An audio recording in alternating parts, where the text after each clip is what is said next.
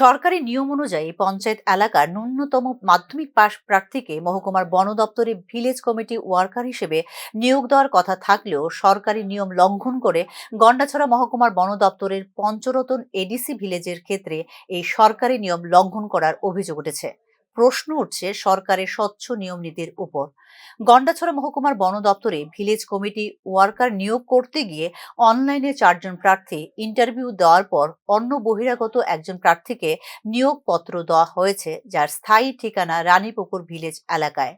সরকারি নিয়োগের ক্ষেত্রে যদি এভাবে নিয়ম ভঙ্গ করে প্রকৃত প্রার্থীদের বঞ্চিত করা হয়, তাহলে সাধারণ মানুষের সরকারের প্রতি আস্থা কোথায় থাকবে?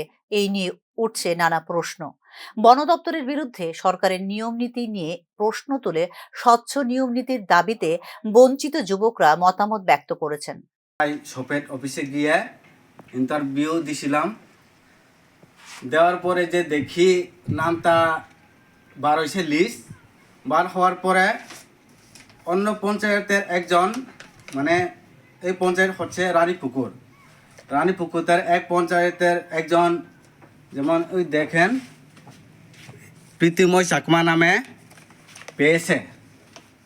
তাই আমি মনে করি যে সে অন্য পঞ্চায়েতে থাকার সত্ত্বেও আমার এই পঞ্চায়েতে কেন নাম এসেছে, আমি তার প্রতিবাদ জানাই। এটা আমি মেনে নিতে পারি না। তাই